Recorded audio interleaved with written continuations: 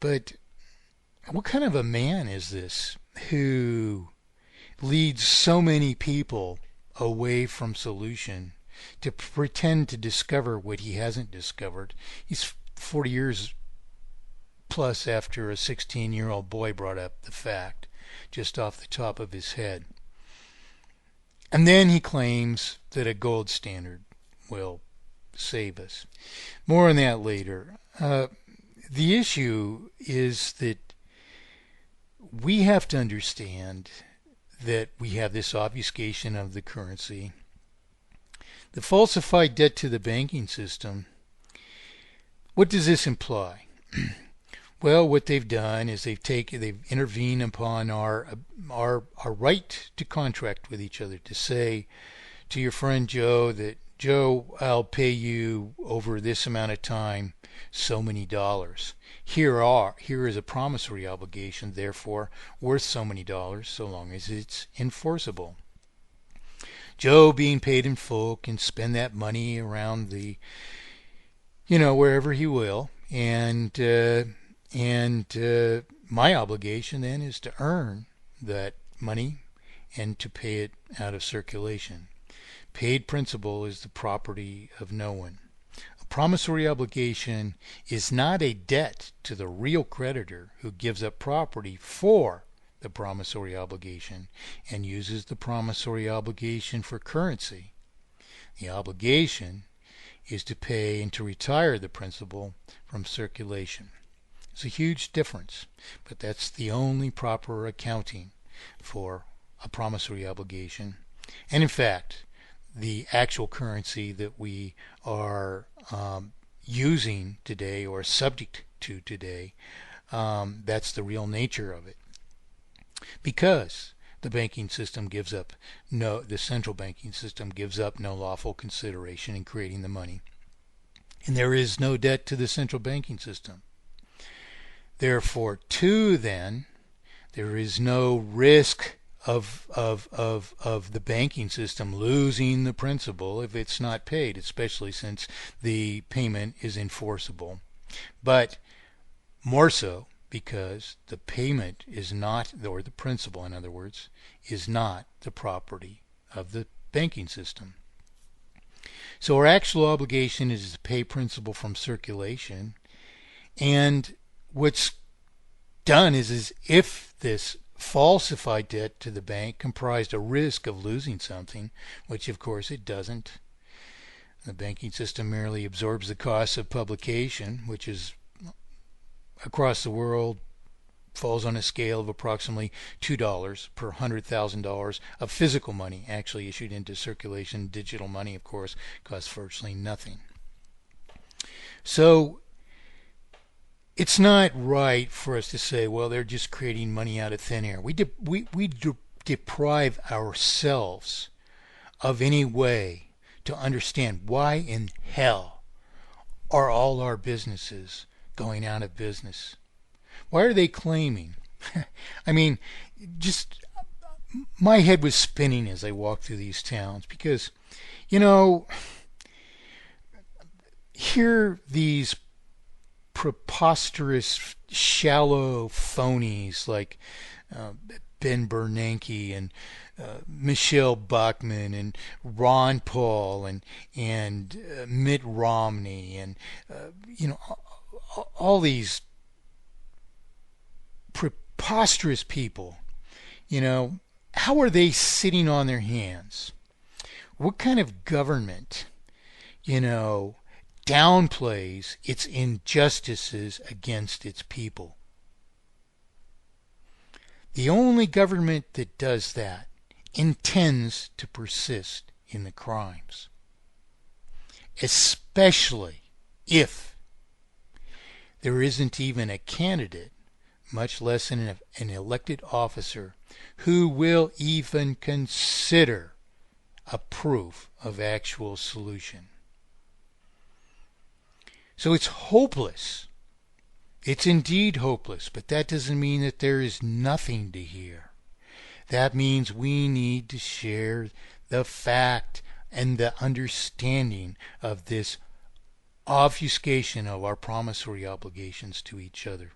which is inherently terminal, because the falsified debt to the banking system, wrongly subjected to interest, which isn't the property of the banking system then either, forces us to maintain a vital circulation so long as we can by perpetually borrowing principal back into circulation as new debt equal to the old, making it mathematically impossible, therefore, to pay down the sum of debt, and by reborrowing the interest that we pay out of circulation as new debt, with the sum of debt, therefore, perpetually increasing by so much as ever greater increments or sums of periodic interest on an ever greater sum of debt, until we succumb to the very present failure.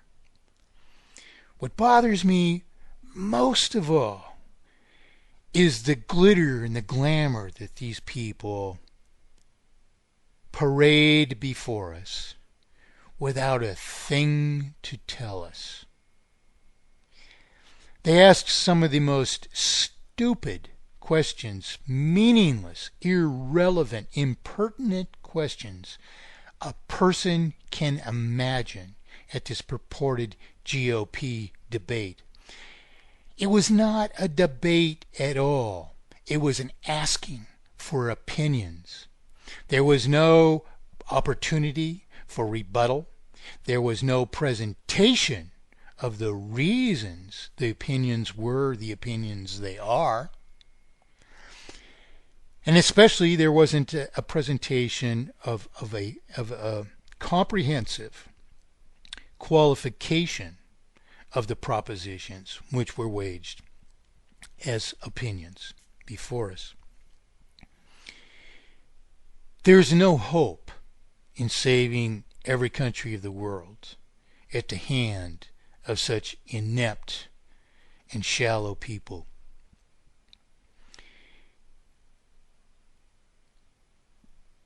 Many years ago, we could have understood our problems. As I've said many times, I provided the Reagan administration with computer models which you can still download from perfecteconomy.com. Read the documentation, run the models, evaluate the source code for any potential error, flaw, or oversight in the algorithms, and reproduce the very same projections which from 1983 and 4 numbers projected that this huge lie, pathetic lie of economy would fail globally at approximately 2010 AD, which of course was a conservative estimation for the sake of integrity, of course.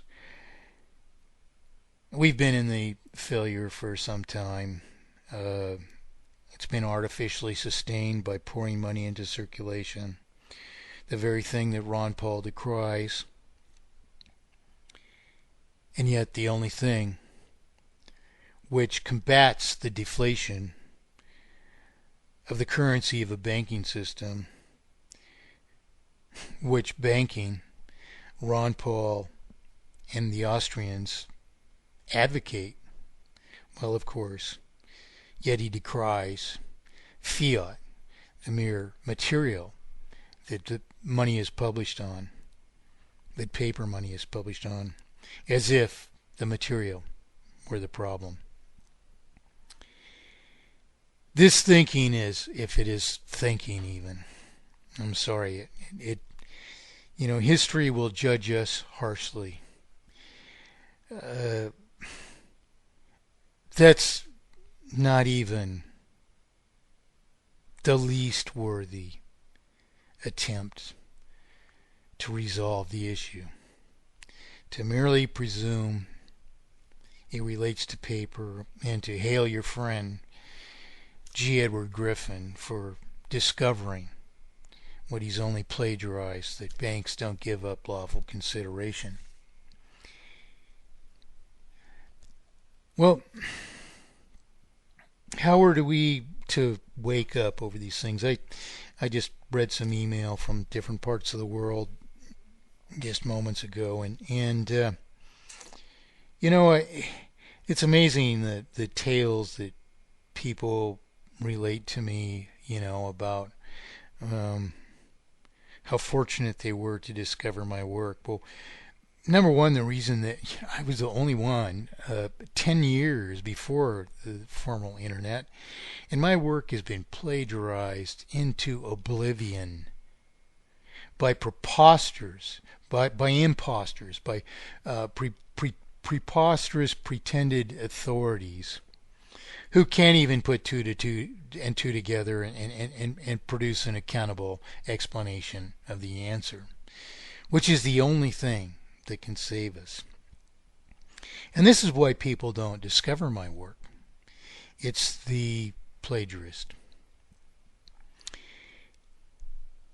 The other thing that this one email mentioned was that, you know, somehow he had a difficult time wading through, you know, my explanation or my remarks about, you know, Bill Stills and Ellen Hodgson Brown. And then he says that in the end he was, you know, very, very glad that he did. He also says that he asks, actually, is it really that simple, or is it just me? Have I failed to understand something? He promised to send, you know, further questions. Well, it is that simple. You know, what's wrong with you people that you can't, you know, figure it out yourself? You know, which is the process you have to go through if you're going to validate my work. You know, you have to test every proposition, not just my work, but all the other work now. Test Ellen Hodgson Brown. Follow her work. She's all over the map and never without accountable explanation. You know, Steven Zarlinga, he just imitates me as close as he dares. You know, but nevertheless, validate their work. Go back and look at Zarlinga's proposal for a Chicago plan. Determine yourself if he proved it would solve anything. Well, history itself tells you that's not possible, because interest rates have fallen below what he proposed would save us after he plagiarized my work, which is all about a fact that this obfuscation of our currency, subject to interest, is inherently terminal, merely for its implicit obligation to maintain a vital circulation by perpetually reborrowing principal and interest as therefore an inherently ever greater and ultimately terminal sum of no more than falsified debt. That alone, what I just said in that last sentence, is enough for you to gauge every other contending theory out there. And what have you done? You know, John Kennedy said, ask not what your country can do for you. Ask what you can do for your country. He was speaking among times of decline, even then, but much, much, much less decline and much, much, much less deterioration than we are experiencing now. We have put this issue off for over 40 years. And you're telling me the world can't understand the sentence in which I just explained the obfuscation of the currency some while ago? It was too much to wade through all this. It's too much to tell it to everyone and to hold everyone accountable to know it so that we can solve our problems, because these pretentious phonies who roll over us are never, never, never going to do that for us.